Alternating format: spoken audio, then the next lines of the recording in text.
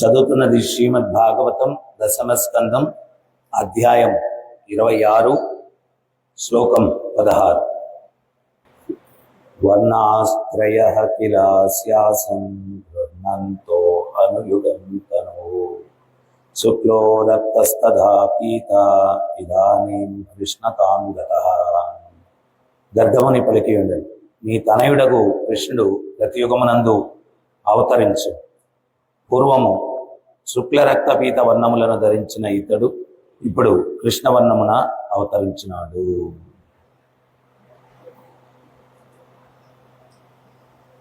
దీనికి ముందు శ్లోకాల్లో ఈ గోపాలురందరూ కూడా నందమహారాజ్ దగ్గరికి వెళ్ళి వాళ్ళ యొక్క సందేహాన్ని వ్యక్తపరిచారు. ఏమని అంటే,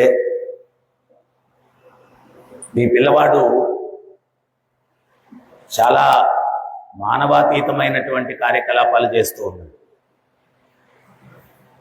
అంటే 7 సంవత్సరాల వయసులో గిరిగోవర్ధన పర్వతం ఎత్తడం ఏంటి? ఇంకోటి ఏంటంటే,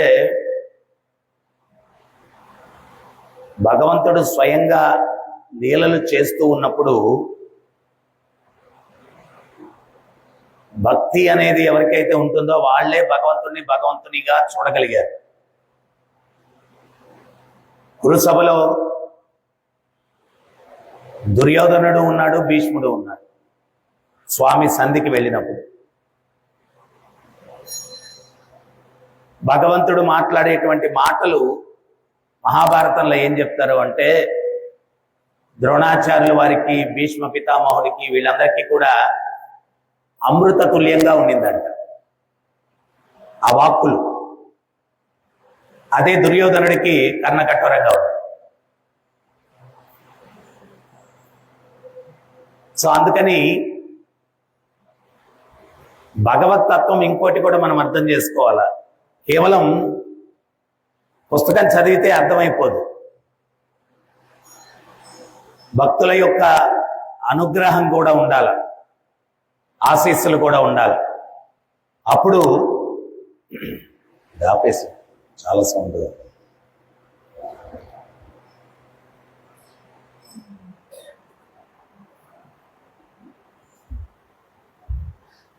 అది అక్కడ దేనికి అంత పెద్దది?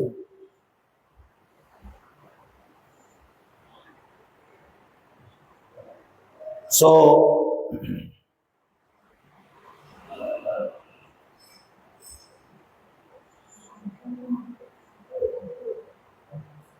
భగవంతుణ్ణి మనం అర్థం చేసుకోవాలంటే, అందుకే బ్రహ్మ సమితిలో బ్రహ్మ కూడా చెప్తారనమాట. ఏమని చెప్తారు ఆయన? ప్రేమాంజన చురిత భక్తి విలోచనేనా. కళ్ళకు ప్రేమ దృష్టిని మనం పెంపొందించుకున్నప్పుడే ఆ ప్రేమ స్వరూపుడైనటువంటి భగవంతుణ్ణి మనం అర్థం చేసుకునేదానికి అవకాశం ఉంది.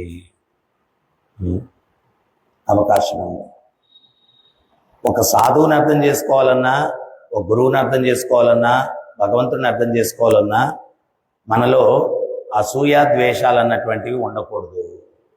భగవద్గీత చెప్పేదానికి ముందు భగవంతుడు అర్జునుడితో ఏమంటాడంటే, నువ్వు నా సఖుడివి, స్నేహితుడివి, ప్రియ శిష్యుడివి, అసూయ ద్వేషాలకు అతీతంగా నీ చైతన్యం ఉంది కాబట్టి ఈ జ్ఞానాన్ని నేను ఇస్తున్నాను. నేను ఈ జ్ఞానాన్ని ఇస్తూ ఉన్నాను. ఒకసారి రాఘవేంద్ర స్వామి ఆయన ప్రచారం చేసుకుంటూ వెళ్తూ ఉంటారు. రాఘవేంద్ర స్వామి ప్రహ్లాదుని యొక్క అవతారం. ప్రహ్లాదుడికి నరసింహ భగవానుడు మోక్షం ఇస్తానంటే ప్రహ్లాదుడు అన్నాడు, నా గురుదేవులైనటువంటి నారదముని అనుగ్రహం వల్ల మీ పాదపద్మముల పట్ల కించిత్తు ఆకర్షణ నాకు కలిగింది. ఆ ఆకర్షణ లేనటువంటి అభాగ్యులు చాలా మంది ఉన్నారు. వాళ్ళందరికీ కూడా మీ పాదాల పట్ల ఆకర్షణ కలిగించి నేను లాస్ట్లో చివరిగా వస్తానన్నాడు. అంటే భక్తులు ఏంటి అంటే, ఎల్లవేళలా ఈ భౌతిక జగత్తులో ఈ జీవులు ఉండబట్టి కదా కష్టాలు పడుతూ ఉన్నారు. వీళ్ళకి ఆ భగవంతుని చేరేటువంటి మార్గాన్ని చూపించాలా. ఆ భగవంతుడిని చేరే మార్గం చూపించి వాళ్ళని భగవంతుని దగ్గరికి పంపించాలా, ఎందుకు వాళ్ళు ఇక్కడ కష్టపడుతున్నారు, ఈ దుఃఖాలయంలో కష్టాలు పడుతున్నారు అని కరుణతో ఉంటారు భక్తులు. సో ప్రహ్లాదుడు కూడా ఏంటి అంటే నరసింహ భగవానుడు పిల్లంగానే ఎగిరి కూర్చునే లేదు పుష్ప విమానంలో. వీళ్ళందరూ చాలా మంది అభాగ్యులు ఉన్నారు, వాళ్ళకి మీ పాదపద్మముల పట్ల ఆకర్షణ లేదు. ఏదో నా వంతు నేను ప్రయత్నం చేసి వాళ్ళందరినీ కూడా వైకుంఠానికి పంపించి చివరిగా నేను వస్తాను. అందువల్ల ఆయన వివిధ అవతారాలు ఎత్తాడంట. వ్యాసతీర్థుల వారిగా, తర్వాత రాఘవేంద్ర స్వామిగా. సో వాళ్ళు వచ్చిన దగ్గర నుంచి కూడా వాళ్ళు ఏంటి అంటే ఈ కృష్ణతత్వాన్ని ప్రచారం చేయడం అందరికీ చెప్పడం. ఆయన అట్లా ప్రచారానికి వెళ్తే ఒక ఊర్లోకి వెళ్ళారు. ఒక ఊర్లోకి వెళ్తే ఆ ఊర్లో ఒక గృహస్థులు సత్సంగం ఏర్పాటు చేశారు. కొన్ని వేల మంది భక్తులు వచ్చారు, సత్సంగం జరుగుతూ ఉంది. ఆ గృహస్థులకు ఒక కుమారుడు ఉన్నాడు, చిన్నోడు. వాడు ఆడుకుంటూ గంజి గుంటలో పడిపోయాడు. ఇంతకు ముందు రోజుల్లో అన్నం వండేటప్పుడు గంజి మార్చేవాళ్ళు. దానికి పెద్ద వంటకాలు అయితే పెద్ద పెద్ద గుంటలు తవ్వి దాంట్లో ఆ గంజిని పోసేవాళ్ళు. వాడు ఆడుకుంటూ ఆ గంజి గుంటలో పడిపోయి చనిపోయాడు. ఈ గృహస్థులకి తెలిసింది ఆ విషయం, కానీ వాళ్ళు ఏమీ కలత చెందనట్టుగా కార్యక్రమం నడిపించేస్తున్నారు. భార్యాభర్తలు ఇద్దరు మాట్లాడుకున్నారు. ఏమని మాట్లాడుకున్నారంటే, ఇంత ప్రవచనం జరుగుతుంది, ఇప్పుడు మనం ఏడుస్తూ గగ్గోలు పెడితే గురువుగారు ఇచ్చేటువంటి ప్రవచనం అంతా డిస్టర్బ్ అయిపోతుంది. సో అందువల్ల మనం ఈ యొక్క బాధను దిగమింగుకుందాం, ప్రవచనం జరగని, గురువుగారి యొక్క సందేశం అందరికీ వెళ్ళని, మనం ఏమీ జరగనట్టే మనం ఉంటాము అంటే వాళ్ళు చూడండి ఆ తత్వ ప్రచారానికి ఎంత ప్రాముఖ్యతనిచ్చారు. సో ఏ రకమైన డిస్టర్బెన్స్ ఉండకూడదు ప్రవచనం జరిగేటప్పుడు అనేటువంటి ఉద్దేశంతో వాళ్ళు ప్రవచనం అయ్యేంత వరకు కూడా అట్లాగే ఉన్నారు. మధ్వ సాంప్రదాయంలో ఏంటి అంటే మీరు కూడా ఉడిపికి వెళ్తే అక్షింతలు ఇస్తారు, గురువు దగ్గరికి వెళ్తే అక్షింతలు మన మీద వేస్తారు. సో అది అనుగ్రహం. సో రాఘవేంద్ర స్వామి దగ్గరికి వచ్చి అందరూ ప్రవచనం అయిపోయిన తర్వాత ఆశీర్వచనం కోసం ప్రణామం చేస్తూ ఉన్నారు. ఈయన అందరికీ అక్షింతలు వేస్తూ ఉన్నారు. లాస్ట్లో ఇంకా ఆ ఏర్పాట్లు చేసినటువంటి గృహస్థులు వాళ్ళిద్దరు వచ్చి వాళ్ళు ప్రణామం చేశారు. రాఘవేంద్ర స్వామి అన్నాడు, ఏమయ్యా మీరిద్దరే వచ్చారేంటి, మీ అబ్బాయిని తీసుకురండి అన్నారు. మీ అబ్బాయిని తీసుకురండి అన్నారు. అప్పుడు వీళ్ళు అంటున్నారు, వాడు ఎక్కడో ఆడుకుంటున్నాడు స్వామి, చాలా దూరంగా ఆడుకుంటున్నాడు, మాకు ఇచ్చేయండి ఆశీర్వచనం అన్నారు. అంటే లేదమ్మా కుటుంబ సమేతంగా ఇస్తాను, వాడిని కూడా పిలుచుకురండి అన్నారు. అంటే లేదు స్వామి, వాడు చాలా దూరంగా ఉన్నాడు, మాకు ఇచ్చేయండి ఆశీర్వచనం అన్నారు. మళ్ళా మూడోసారి లేదమ్మా వాడిని తీసుకురండి, కుటుంబ సమేతంగా ఆశీర్వచనం ఇస్తానంటే అప్పుడు వీళ్ళు ఇంకా దుఃఖం పొంగిపోయి ఏడుస్తూ వాళ్ళు చెప్పుకున్నారనమాట, స్వామి ఇట్లా జరిగింది, గంజిగుంటలో పడిపోయాడు, ప్రాణం వదిలేశాడు. ఏం పర్వాలేదు, వాడిని తీసుకురండి, శరీరం తీసుకురండి. వాళ్ళ శరీరం తీసుకుని వచ్చి రాఘవేంద్ర స్వామి పాదాల దగ్గర పెట్టారు. అప్పుడు రాఘవేంద్ర స్వామి అక్షింతలు తీసుకొని, చిరంజీవ లేదా నాయన అంటాడు. ఆ టక్కన లేచి కూర్చున్నాడు. కూర్చుంటే అక్కడికి ఒకడు వచ్చున్నాడు, ఇద్దరు వచ్చున్నారు. వాళ్ళు ఏంటి అంటే నెగటివ్ ఫెలోస్, అంటే ప్రతి దాంట్లో లోపం ఎతికేవాళ్ళు. భగవద్గీతలో అందుకనే భగవంతుడు చెప్తాడు, ఆయన ఏమంటారంటే సంశయాత్మ వినశ్యతి అంటారు. సంశయం, ప్రతి దాంట్లో సంశయం, వాడు వినశ్యతి, వాడి జీవితం పురోభివృద్ధి ఉండదు, అన్నీ సందేహం చేస్తూ ఉంటే. సో ఈయన వాళ్ళిద్దరు ఏమనుకున్నారంటే ఈ గృహస్థ ఫ్యామిలీ, ఈ గురువు గారు ఏదో మహిమల రాత్రి అన్నట్టుగా ఏదో ప్లాన్ చేశారు, ఏదో మహిమ జరిగినట్టు చూపించాలని. ఇదంతా కూడా ఏంటి, చచ్చినోడు ఎక్కడ బతుకుతాడు, ఈయన్ని పరీక్షించాలి మనం అని చెప్పి రాఘవేంద్ర స్వామి అంతా అయిపోయిన తర్వాత ఆయన్ని పల్లకిలో తీసుకొని పోతూ ఉన్నారు. పోతూ ఉంటే దారిలో ఈ ఇద్దరిలో ఒకటి కుమారుణ్ణి ఏం చేశారంటే ఆ దారిలో పడుకోబెట్టేసి ఒక దుప్పటి ఒకటి కప్పేసి వీళ్ళిద్దరూ బోరున ఏడ్చుకుంటూ, స్వామే స్వామే మా పిల్లోడిని కాపాడండి స్వామి, మా పిల్లోడిని కాపాడండి స్వామి అంటే, ఏం రా అయ్యింది అన్నాడు. చనిపోయాడు స్వామి, చనిపోయాడు స్వామి అన్నాడు. అప్పుడు రాఘవేంద్ర స్వామి అన్నాడు, పోయినోడు ఇంకెక్కడ వస్తాడ్రా అన్నాడు. పోయినోడు ఇంకెక్కడ వస్తాడ్రా అన్నాడు. అప్పుడు వీళ్ళు, చూసావా మోసం బయటపడిపోయింది, పోయినోడంట, వాడు బతికే ఉన్నాడు, తీడ్రా దుప్పటి అన్నాడు. దుప్పటి తీసే లేరా అంటే ఎక్కడేస్తాడు వాడు పోయాడు, ఎక్కడేస్తాడు వాడు పోయాడు. సో లేరా నాయన ఎక్కడేస్తాడు లేడు. మళ్ళా బోర్ను వచ్చేసి, స్వామి మిమ్మల్ని ఏదో పరీక్షించాలని చెప్పి మేమేదో ప్రయత్నం చేశాం, క్షమించండి స్వామి, క్షమించండి స్వామి అని చెప్పి కాళ్ళ మీద పడి వేడుకున్నాడు. అప్పుడు రాఘవేంద్ర స్వామి కరుణతోటి లేరా నాయన అన్నాడు. మళ్ళా వాడు లేచి కూర్చున్నాడు. సో ఈ రకంగా మనం ఏంటి అంటే భక్తుల పట్ల సంశయము, భగవంతుని పట్ల సంశయము, అవన్నీ కూడా ఏంటి అంటే వాళ్ళ అనుగ్రహం అనేది ఉంటే మనం ఈ యొక్క మార్గంలో ఆ భగవంతుణ్ణి మనమంతటా మనం భగవంతుని చూడలేమన్నమాట.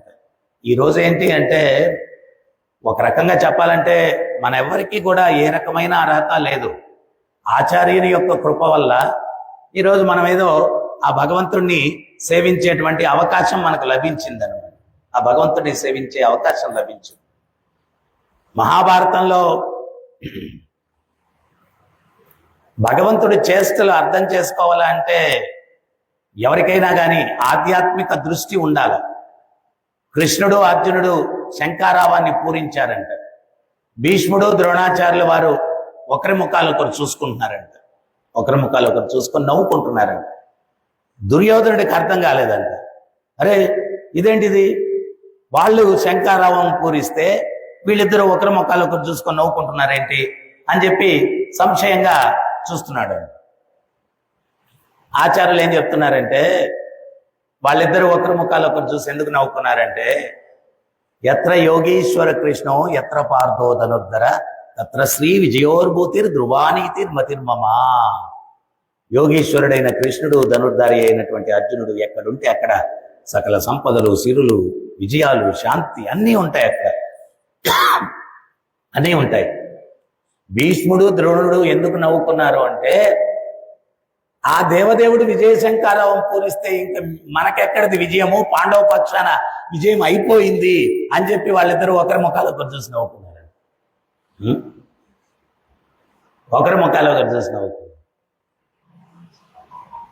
మళ్ళా ధర్మరాజు భగవంతుడు హర్షత్వామాత కుంజర అని చెప్పమన్నాడు. ధర్మరాజు ధర్మ సౌశల్యానికి రథము భూమిని తాకలేదంట, గాల్లో నడుస్తుండిందంట ధర్మరాజు యొక్క రథం. ఇది చెప్పిన తర్వాత భూమిని తాకిందంట. అందరూ ఏమంటారంటే ఆయన అబద్ధం చెప్పాడు కాబట్టి భూమిని తాకింది అంట. కానీ ఆచార్యులు దాన్ని ఖండిస్తున్నారు. ఆచార్యులు దాన్ని ఖండిస్తున్నారు. ఆచార్యులు దాన్ని ఖండిస్తున్నారు. ఆచార్యులు ఏమంటున్నారంటే ఆయన అబద్ధం చెప్పిన దానికి కాదు, భగవంతుణ్ణి శంకించాడంట. ఏమని శంకించాడంటే దేవదేవుడై ఉండి నా చేత అబద్ధం ఎందుకు చెప్పించాడా అని శంకించాడు. భగవంతుణ్ణి శంకించిన దానికి రథం భూమిని తాకిందంట. మళ్ళా తనలో తాను ఆలోచనలో, ఇప్పుడు అబద్ధం చేయడానికి భూమిని తాకింది, మళ్ళా ఎందుకు లేచింది పైకి?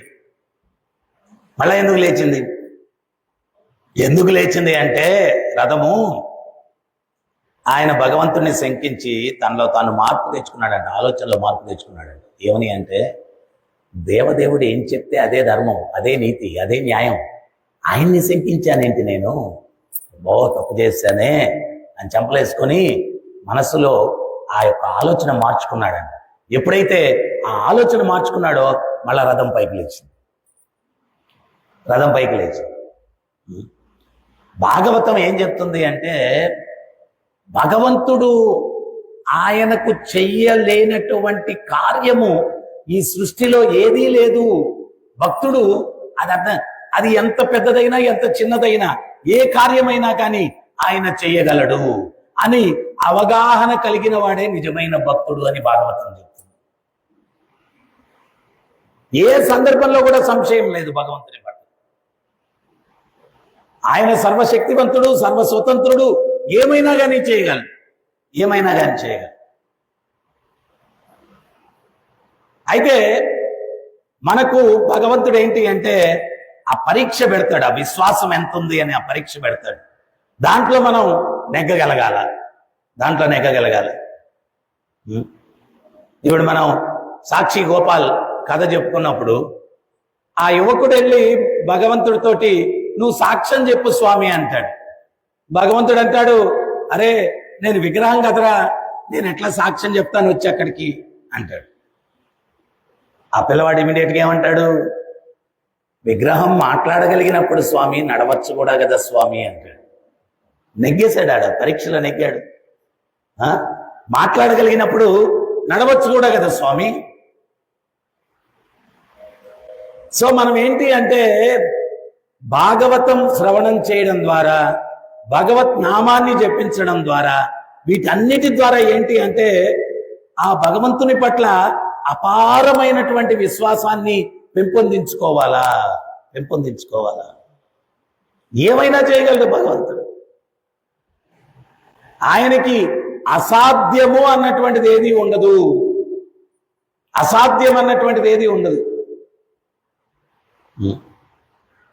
ఏమైనా చేయగలడు. నేను అందుకే మొన్న చెప్తా ఉన్నాను, గిరి గోవర్ధనం ఏముంది, 80 యోజనాల విస్తీర్ణం అంతే. బ్రహ్మాండాలే గాల్లో తేలుతూ ఉన్నాయి, ఆయన ఆదేశాల మేరకు తేలుతూ ఉన్నాయి. ఎవడన్నా సైంటిస్టు ఏమని చెప్పగలరు చెప్పండి, ఈ బ్రహ్మాండాలు గాల్లో తేలుతున్నాయంటే? మొన్న నేను కాకినాడకి వెళ్తే నేను శ్రీధర సముద్రం మీద అట్లా వస్తా ఉన్నా. ఒక రియలైజేషన్ ఏంటి అంటే, అసలు ఈ భూమి ఇట్లా గోళాకారంగా ఉంది, సముద్రం నీళ్లు ఉన్నాయి, ఈ భూమి తిరుగుతూ ఉంది అంటారు. మరి అంత పెద్ద వాటర్ బాడీ ఎక్కడ ఒక డ్రాప్ కూడా స్పిల్ అవ్వదు. అవి ఎట్ట నిలబడ్డాయి ఆ నీళ్లు? ఏంటి ఆ మహత్యం? ఎవరు చెప్పగలరు? ఎవడన్నా సైంటిస్ట్ అది ఏమన్నా చేయగలడా? అంత పెద్దది వీలవుతుందా? ప్రతిదీ అద్భుతమైనటువంటి సృష్టి. ప్రభుపాదులు వారు ఒక లెక్చర్లో చెప్తారు, మనిషికి మనుగడకి నీరు అవసరం. ఆ నీటిని సముద్రం రూపంలో పెట్టాడు భగవంతుడు. అంత పెద్ద తటాకం నీళ్లు స్టాక్ ఉంటే ఆ నీరు చెడిపోద్ది. అందుకని భగవంతుడు ఏం చేశాడు అంటే అది చెడకుండా ఉండడానికి ఉప్పేశాడు దాన్ని. ఈ సూర్యరశ్మికి ఆవిరై మేఘంగా తయారవుద్ది ఆ సముద్రంలో నీళ్లు. ఆ ఆవిరైనప్పుడు ఏమవుతుంది అంటే ఆ ఉప్పు విడిపోద్ది. విడిపోయి క్రిస్టల్ వాటర్గా, ప్యూర్ వాటర్గా ఆ మేఘాలుగా అది తయారవుతుంది. ఆ మేఘాలు వాయువు ద్వారా ప్రయాణించి వర్షిస్తాయి. వర్షించినప్పుడు నదుల్లో నీళ్లు ప్రవహిస్తాయి. అవన్నీ కూడా మానవాళికి ఉపయోగపడతాయి. మళ్ళా ఆ నదుల్లో నుంచి నీళ్లు వెళ్ళిపోయి మళ్ళా సముద్రంలో కలుస్తాయి. మళ్ళా స్టాక్ అక్కడ ఉంటుంది. రీసైకిల్. ఎంత మెకానిజం చూడండి భగవంతుడు. ఇప్పుడు చాలా మంది ఫౌంటైన్ పెడతారు, కింద నీళ్లు ఉంటాయి, మోటార్ ఉంటుంది. ఆ మోటార్ ద్వారా ఆ నీళ్లు పైపులో నుంచి పైకి వెళ్ళి ఆ పై నుంచి ఇట్లా కారుకొని మళ్ళీ కిందకు వస్తాయి, మళ్ళీ ఆ మోటార్ ద్వారా పైకి వెళ్తాయి. కానీ భగవంతుడు అక్కడ మోటార్ ఏం పెట్టలేదు. ఈ చిన్న సైకిల్ అట్లా ఒక ఫౌంటైన్ లో తిరగడానికి నీళ్లు అక్కడ మోటార్ పెట్టుకున్నాం మనం. కానీ భగవంతుడు మెకానిజం ఎట్లా సృష్టించాడంటే మోటార్ అవసరం లేదు, ఎలక్ట్రిసిటీ అవసరం లేదు, ప్రకృతి అది నడుస్తుంది. సో ప్రభుపాదుల వారి దగ్గరికి కొంతమంది వచ్చి భగవంతుణ్ణి మీరు చూసారా అని. ప్రభుపాదుల వారు అంటారు, ఎట్ట చూడకుండా ఉంటాం? ప్రతి సందర్భంలో చూస్తూ ఉన్నాను. ప్రతి సందర్భంలో. ఇవన్నీ కూడా ఈ సైకిల్, ఇవన్నీ కూడా చూస్తే ఎంత అద్భుతం భగవంతుని యొక్క సృష్టి. ఇంత అద్భుతమైన సృష్టిని సృష్టించిన వ్యక్తి ఖచ్చితంగా భగవంతుడే అయి ఉంటాడు, ఎవరి వల్ల కూడా కాదు, ఎవరి వల్ల కూడా కాదు. ప్రతి దాంట్లో చూడొచ్చు భగవంతుడు. ఈ శరీరం ఎంత అద్భుతంగా సృష్టించాడు ఈ శరీరాన్ని. సైంటిస్టులు మేము ఏదో సాధించాం, ఇంతవరకు వాళ్ళు ఏమీ చేయలేకున్నారు. ఏమన్నా ఒక మనిషిని తయారు చేశారు, రాబోలు తయారు చేసినా కానీ ఉపయోగం ఏముంది? ఇట్లుండాలా? ఎంత అద్భుతంగా ఈ శరీరాన్ని సృష్టించాడు ప్రభుపాదుల వారు. గురు మహారాజ్ ఒక లెక్చర్లో చెప్తారనమాట. ఆయన ఈ ముఖం చూడండి, పళ్ళు ఇక్కడ పెట్టాడు, ముక్కు ఇక్కడ పెట్టాడు, నోరు ఇక్కడ పెట్టాడు. పొరపాటును నోరు వెనకాల పెట్టుంటే ఏంది పరిస్థితి చెప్పండి? ఇట్లా చూసుకొని ఇటు తినాలి, ఇటు చూసుకొని. డిజైనింగ్ ఎంత పర్ఫెక్ట్. తర్వాత లోపల లివర్ అయితేనేముంది, కిడ్నీలు అయితేనేముంది, వాటి ఫంక్షనింగ్ ఏంటి, ఎంత అద్భుతంగా పనిచేస్తాయి అవన్నీ కూడా. ఈ శరీరం కూడా మనం ఏదైనా గాయం అయితే చూడండి, దానంతట అది మళ్ళా మూసుకొని పోతుంది. ఎంత అలసటున్నా కానీ రాత్రి పడుకోండి, ఉదయానికి మన శరీరం రీజనరేట్ అయిపోద్ది అనమాట. ఎంత అద్భుతమైన సృష్టి. ఒక పువ్వు ఉంటుంది, దాని రంగు, దాన్ని పెయింట్ చేయాలంటే ఒక ఆర్టిస్టు ఎంత టైం తీసుకుంటాడు, ఎంత పెయింట్ కావాలా, ఇవన్నీ కావాలా. కానీ ఎన్ని రంగులు, పుష్పాలు. ఒకే భూమి ఉంటుంది, ఆ భూమిలో మీరు సీతాఫలం చెట్టు అయింది, ఉసిరికాయ చెట్టు అయింది, నిమ్మ చెట్టు అయింది. నిమ్మకాయ ఏమో పుల్లగా ఉంటుంది, సీతాఫలం ఏమో తీయగా ఉంటుంది, సపోటా తీయగా ఉంటుంది. ఒకే భూమి నుంచి వస్తాయి మళ్ళీ ఆ చెట్లన్నీ కూడా. సో అద్భుతం భగవంతుని యొక్క సృష్టి. మనం ఆ రకంగా అనలైజ్ చేసుకుంటూ పోతే అద్భుతం. ఆయన చెయ్యలేనటువంటిది ఏమీ లేదనమాట. అవన్నీ చూస్తూ ఉంటేనే, నేను ప్రత్యేకించి చార్ధామ్ అది యాత్రకు వెళ్ళినప్పుడు ఆ పర్వతాలు, ఆ ఇసుకొండలు, అవి, ఆ సృష్టి ఏంటది అద్భుతం. ఆ ప్రకృతి చూస్తేనే పరవశించిపోతాం అన్నమాట, పరవశించిపోతాం. మా అమ్మగారిని మొట్టమొదటిసారి నేను తీసుకెళ్ళినప్పుడు, అప్పుడు బాగా ఇంకా మూసేస్తారు బద్రీలో. కొండల మీద అంతా ఐసు, కొన్ని దగ్గర 10 అడుగులు 20 అడుగులు పేరుకుని పోయింది. మా అమ్మగారు అమాయకంగా ఐస్ అంతా చూసి మన భక్తులతో అన్నారు, ఏమ్మాయి దేశానికంతా ఐస్ ఇక్కడి నుంచి సప్లై ఉన్నట్టుందమ్మాయి అని. వాళ్ళు నవ్వుకొని నాతో చెప్తున్నారు, మాతాజీ ఇట్లా అన్నారు. సో ఆ కొండల మీద ఐసు, ఆ ప్రకృతి, ఆ అద్భుతం. తర్వాత అంత దీంట్లో కూడా ఆ బద్రీలో మీరు స్నానం చేయడానికి ఆ నారద కుండు, ఉద్దవ కుండలో వేడి నీళ్ళు వస్తూ ఉంటాయి. ఆ వేడి నీళ్ళు కూడా ఎట్టొస్తాయి అంటే మనం స్నానం చేయడానికి అనువుగా ఉండేటట్టు వస్తాయి. మరీ ఎక్కువైతే మళ్ళీ చన్నీళ్ళు కలుపుకోవాలా, అట్లా కాదు. మనకి ఎంత అనుకూలంగా స్నానం చేయగలమో అంత అనుకూలంగా వస్తాయి అక్కడ. సో ఇట్లాగా సృష్టి అంతా కూడా అద్భుతం, అద్భుతం, భగవంతుడు అద్భుతం. తర్వాత ఇంకోటి కూడా ఏంటి అంటే, మనిషి ఆ ప్రకృతికి విరుద్ధంగా పోతే మళ్ళా ప్రళయం కూడా సృష్టిస్తాడు భగవంతుడు. ఇప్పుడు అమెరికా విర్రవీగుతుంది ఏంది అంటే, మేము చాలా నంబర్ 1 దేశము, అది ఇది అని. మొన్న టెక్సాస్ లో అక్కడంతా కూడా 45 నిమిషాల్లో 1.5 ఫ్లోరు ఎత్తులో నీళ్లు ప్రవహించాయండి. 45 నిమిషాల్లో అంత ఎత్తులోకి నీళ్ళు వచ్చేసాయి. ఏం చేస్తారు ఈ టెక్నాలజీ, అది ఏం చేస్తారు అంటే, నువ్వు ధర్మానికి విరుద్ధంగా నడుచుకుంటే ప్రకృతి అనుకుంటే, భగవంతుడు అనుకుంటే నీ టెక్నాలజీని ఏది ఉపయోగం లేదు. జపాన్లో సునామీ వస్తే తట్టుకునేదానికి సముద్రం దగ్గర 50 అడుగులు గోడ కట్టారంట. సునామీ 80 అడుగుల ఎత్తులో వచ్చిందంట. అంటే ఆ గోడ కన్నా 30 అడుగుల ఎత్తులో వచ్చింది. ఏం చేస్తాడు? ఏం చేయగలడు?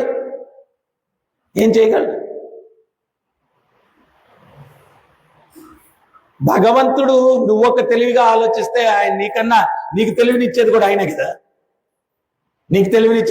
కదా. అదే కదా గీతలో చెప్తాడు, సర్వస్య చాహం హృది సన్నివిష్టు మత్త స్మృతి జ్ఞానం అపోహనంశ. నీ హృదయంలో తిష్టవేసి తెలివితేటలు, జ్ఞాపక శక్తి అన్నీ నీకు నేను ఇస్తున్నాను.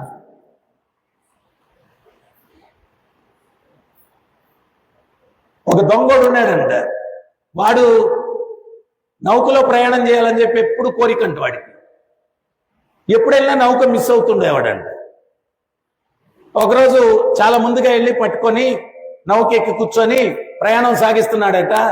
నడి సముద్రంలోకి పోయిన తర్వాత ఆ కెప్టెన్ చెప్పాడంట, ఇంజిన్ ఫెయిల్యూరు, నౌక మునిగిపోద్ది అన్నాడు. వీడు దొంగోడు, చెయ్యని పాపం లేదు.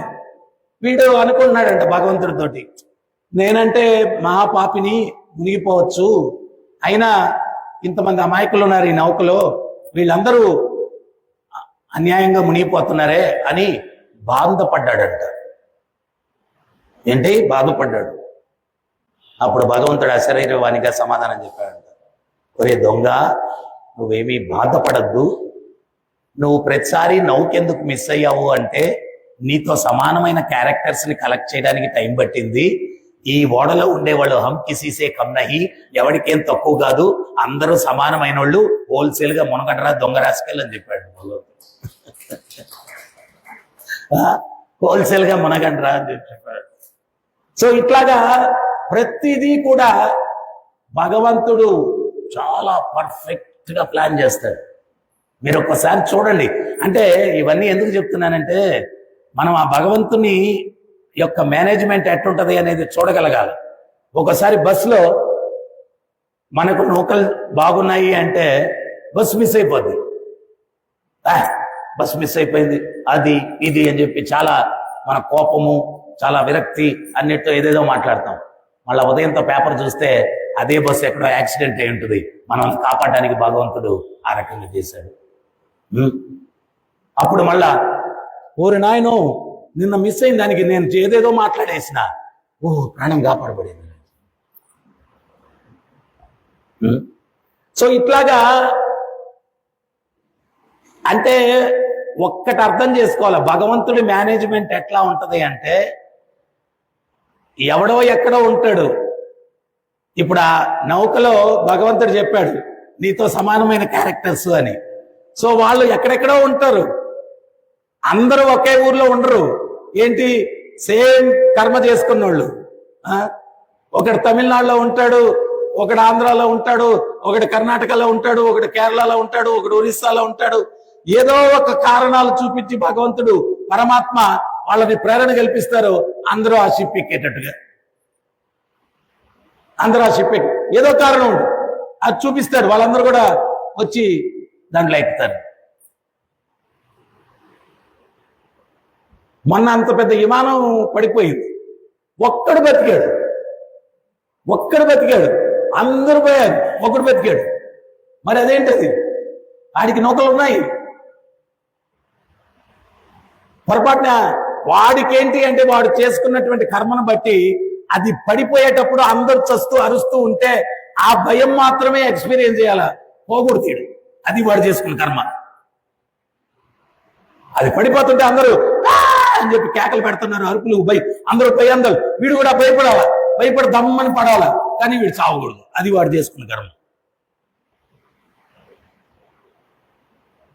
భగవంతుడు వాడిని కాపాడాడు అంటే అది మిరాకిల్ కదా. అది ఇట్లాగే ఉంటది. సో అందువల్ల ప్రతి ఒక్క దీంట్లో కూడా భగవంతుణ్ణి మనం చూడగలగాల అంటే ఆ దృష్టిని మనం పెంపొందించుకోవాలి. దానికి ఏంటి అంటే భగవత్ నామాన్ని, తర్వాత శ్రవణము, ఇవన్నీ కూడా తీవ్రంగా మనం చేస్తూ ఉంటే ఇవన్నీ మనకు అర్థమవుతాయి. ఏది ఎందుకు జరుగుతుంది. ప్రభుపాదులు వారు చెప్తారు ఒక ఉదాహరణ. ఎవడో ఒక తాత మనవడు పొలంలో ఉన్నారు. పొలంలో ఉంటే విమానం ఎగురుతా పోతా ఉందంట. ఎగురుతా పోతా ఉంటే ఆ మనవడు అన్నాడంట, తాతయ్య విమానము చాలా చిన్నదిగా ఉంది ఏంటి తాతయ్య అన్నాడంట. తర్వాత అది దానంతట అదే ఎగురుతుంది తాతయ్య అన్నాడంట. అప్పుడు ఒకరోజు తాతయ్య ఏం చేశాడంటే వీడిని ఎయిర్పోర్ట్కి తీసుకెళ్ళి దగ్గరగా విమానాన్ని చూపించాడు. అప్పుడు వీడు, తాతయ్య గాల్లో ఉన్నప్పుడు అది ఇంతే ఉండింది తాతయ్య, చాలా పెద్దదిగా ఉంది దగ్గరకు వస్తే అన్నాడు. అప్పుడు ప్రభుపాదులు వారు చెప్తారు, ఏం చెప్తారంటే, భగవంతుణ్ణి దూరంగా చూస్తే ఆయన శక్తి చాలా తక్కువ, చిన్నది అని చెప్పి అనుకుంటావు.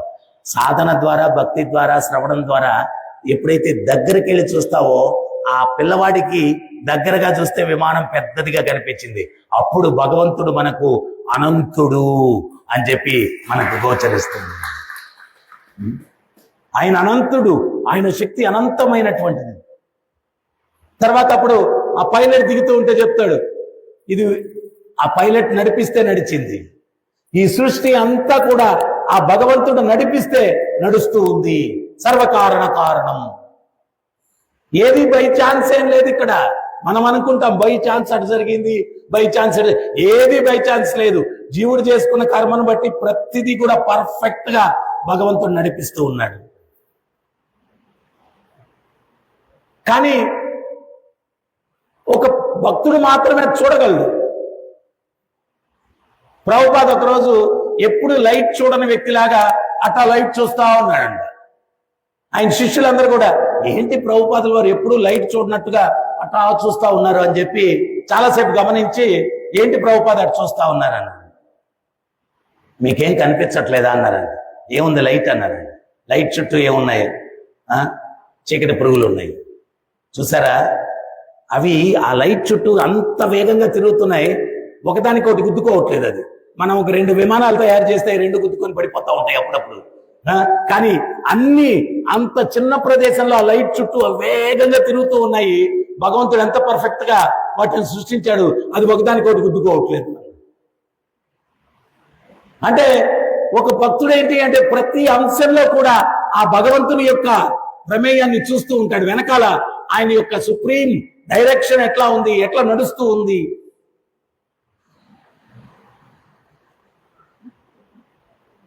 రాహుగణుడు జడభర్తుణ్ణి ఏదేదో మాట్లాడతాడు. నువ్వు లావుగా ఉన్నావు, పొడవుగా ఉన్నావు, ఆ నడకేంటి, పల్లకి సరిగ్గా మోయాలి కదా, హరే కృష్ణ హరే కృష్ణ కృష్ణ కృష్ణ హరే హరే, హరే రామ హరే రామ రామ రామ హరే హరే.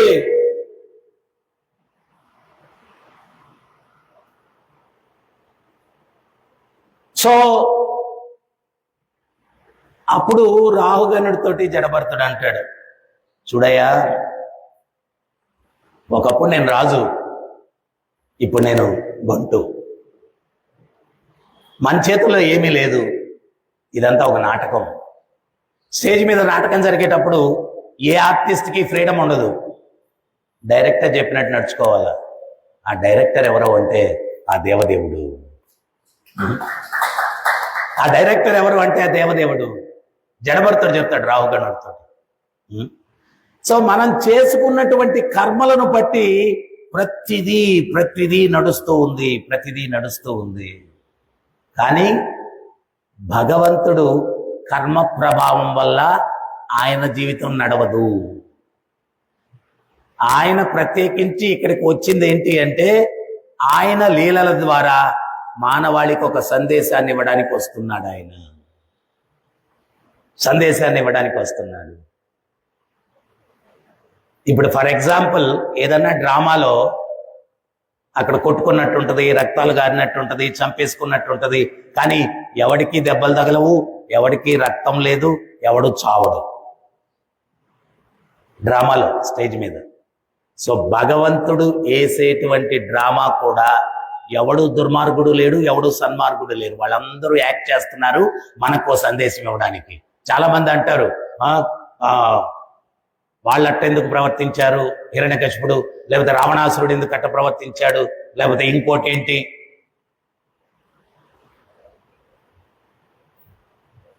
నిన్న మన భక్తుడు ఒక ఆయన అంటా ఉన్నాడు, దేవకి వసుదేవుల్ని ఇద్దరిని కూడా ఒకే జైల్లో ఎందుకు పెట్టాడు, సపరేట్ జైళ్ళలో పెట్టి ఉండొచ్చు కదా అన్నాడు.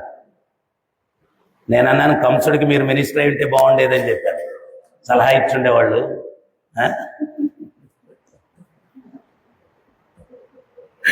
పాపం కంసుడికి ఐడియా రాలేదు, మీరు మినిస్టర్ అయింటే బాగుండేది, సలహా ఇచ్చుండేవాళ్ళు అన్నాను. అక్కడ మన డైరెక్షన్ కాదు అది, మన డైరెక్షన్ కాదు. భగవంతుడు అవతరించాలి. ఆయన లీల స్క్రిప్ట్ అంతా భగవంతుడు రాసేశాడు, దాని ప్రకారం జరుగుద్ది.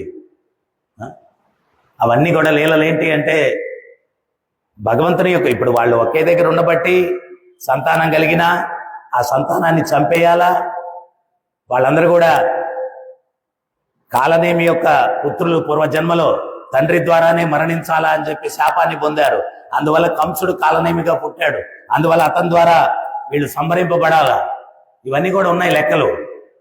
మన డైరెక్షన్ ఏంటి, సపరేట్ రూమ్లో పెట్టుండొచ్చు కదా అంటే మనం ఏమన్నా డైరెక్టర్ అక్కడ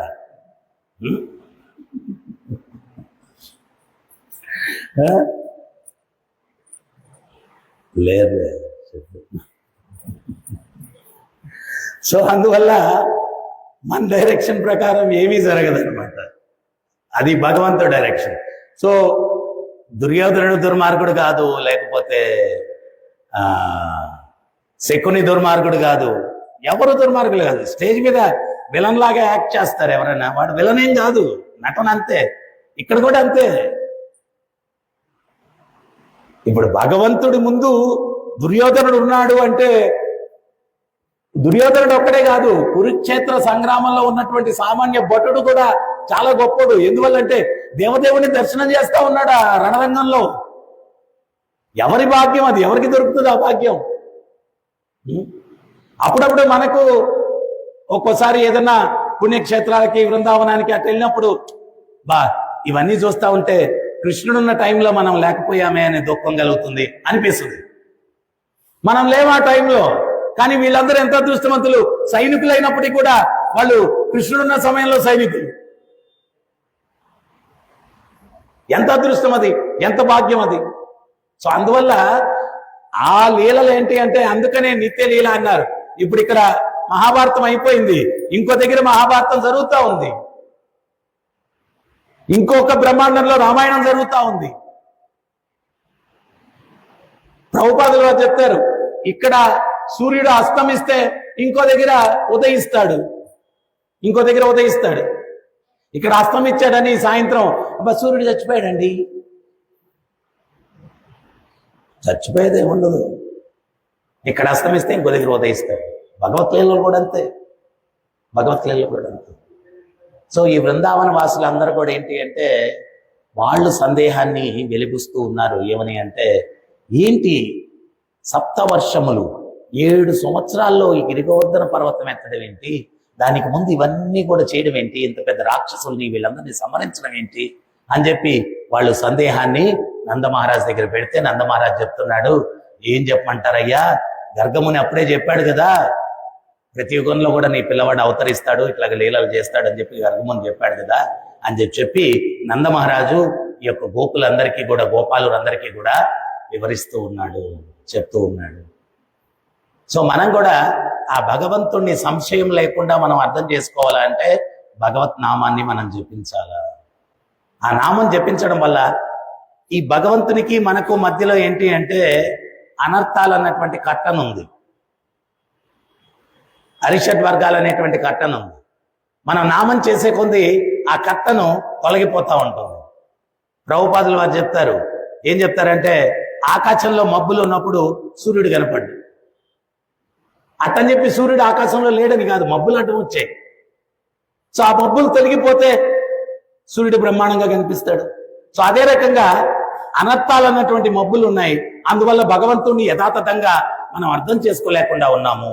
సాధన తీవ్రంగా ఎవడైతే చేస్తాడో ఆ అనర్థాలు అన్నటువంటి మబ్బులు తొలగిపోతాయి, అప్పుడు భగవంతుని మనం చూడగలుగుతాం. నిజంగా నేను భగవంతుని చూడాలా అంటే నువ్వు తీవ్రమైన సాధన చేయాలా. హరే కృష్ణ హరే కృష్ణ కృష్ణ కృష్ణ హరే హరే, హరే రామ హరే రామ రామ రామ హరే హరే. ఆ నామం ఏం చేస్తుంది అంటే మనలో పరివర్తన తీసుకొస్తుంది, మార్పు తీసుకొస్తుంది, మార్పు తీసుకొస్తుంది, మార్పు తీసుకొస్తుంది. చూడండి, మనం మొదట్లో వచ్చినప్పుడు ఉండేటువంటి సందేహాలతో పోలిస్తే ఇప్పుడు చాలా క్లియర్ అయిపోయాయి. క్లియర్ అయ్యాయి కాబట్టి మనం కూర్చోగలుగుతున్నాం. మొదట్లో సందేహాలు ఒకదాని మీద ఒకటి ఒకదాని మీద ఒకటి అడుగుతూ ఉంటాం. ఎందువల్ల అడుగుతామంటే ఏదన్నా లోపం ఉంది అంటే భక్తి చేయకుండా నేను వెళ్ళిపోవచ్చు. భగవంతునికి శరణాగతి పొందకుండా ఉండొచ్చు. అందుకని అడుగుతాం, ఇదెట్లా అదెట్లా, కృష్ణుడు కూడా తప్పు చేశాడు కదా, అది కదా ఇది కదా అంటే ఇక్కడ ఏమైనా లోపం జరిగితే ఇంక నేను భక్తి చేయకుండా ఉండొచ్చు, నేను పిచ్చిగా నా ఇంద్రియ భోగాల కోసం జీవితాన్ని గడిపేయచ్చు. ఆ ఉద్దేశంతో రకరకాల ప్రశ్నలు. కానీ నువ్వు ఎవరి దగ్గర ఉన్నావు, ఎవరి దగ్గరకు వచ్చావు? తత్వదర్శనుడు, పరమ గురువు, పరమ పవిత్రమైనటువంటి ఆచార్యులు ప్రభుపాదుల వారి దగ్గరకు వచ్చావు. నీకు ఒక సందేహం ఉంటే ఆయన దగ్గర నుంచి ఆ సందేహానికి 10 సమాధానాలు వస్తాయి. ఎందువల్ల అంటే ఆ తత్వాన్ని చూసినటువంటి కళ్ళు, ఆ తత్వాన్ని విన్నటువంటి చెవులు, ఆ తత్వాన్ని మాట్లాడినటువంటి నాలుక, అది శ్రీల ప్రభుపాదుల వారు. ఎవరం కూడా ఉరికినా ఏం చేరలేదు. నేనైనా మీరైనా ప్రభు అదెట్ట ప్రభు, ఇదెట్ట ప్రభు, అదేంటి ప్రభు, ఇదేంటి ప్రభు, అడిగి అడిగి అడిగి అడిగిందే అడిగి మళ్ళా అడిగిందే అడిగి.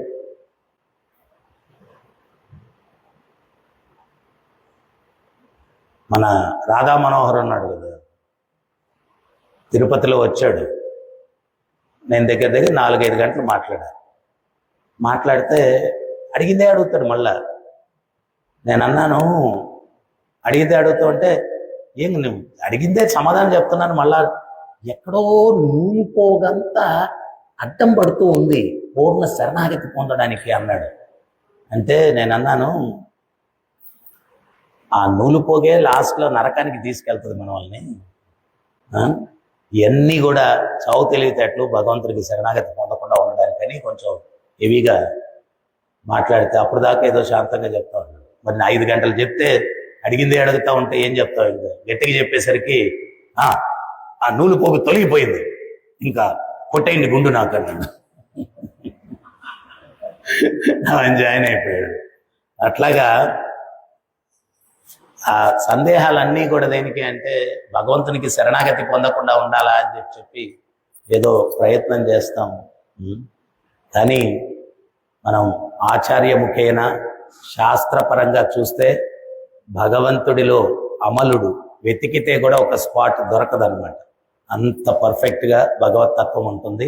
ఎక్కడ కూడా భగవంతుడు కించిత్ మిస్టేక్ చేసినట్టు కూడా ఎక్కడ మనకు గోచరించదు అనమాట. హరే కృష్ణ. ఎవరికైనా ఏమైనా సందేహాలు ఉన్నాయా? డౌట్స్?